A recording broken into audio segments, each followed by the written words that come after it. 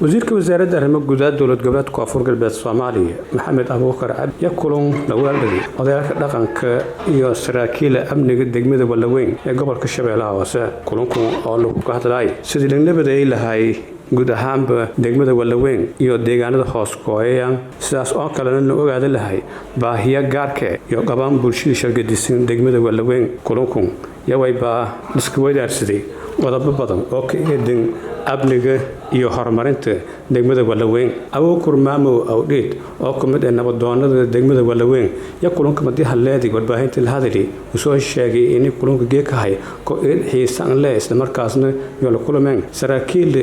nabadgelyada degmada Walaweyn iyo wasiirka arrimaha gudaha dowladda hoose ayna salaamooye odayaalka degmada Walaweyn oo geega oo taariikhda ah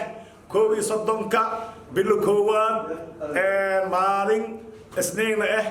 waayna salaamaanay odayaalka degmada Walaweyn farxad reereen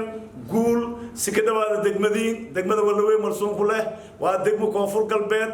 lan martaba ka nagadaasaan ka iyo baraabo isaga isku leh isaga hogaamiyaysan indhoogi Koonfur Galbeed ilaahay isaga soo ku dhiki shacabka reer Koonfur Galbeed inay wada qabataan soo fadee soo dhawaada degmada Walaweyn iska dhawaada geeg wayna kulunay wasiirka amniga iyo wasiirka arrimaha gudaha iyo agaasimayaasho iyo qolada amniga oo inkasareeyo taliyaha daraawiishta iyo saraakiil kale ay sheegaanay intii aan ka soo sheegay soo dhawaada amniga degmada Walaweyn iyo lagu shiri daafeed amnuwa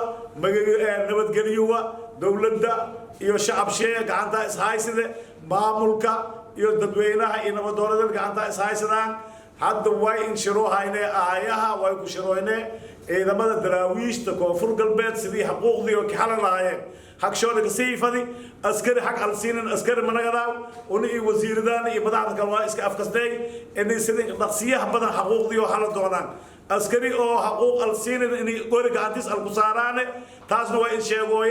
إذا ماذا دراويش تدق ماذا واللوين يا شيء هاي واي إسك أفكستي إني حقوق لسينسي دون بلام قدانتيه مركي حقوق دين علىنا وريالكين السينسي دون ماذا هذين السين تجاربه هايت ترياشي السين تجاربه كوفر البلدنا كأسن وني كأسن مركويسين لها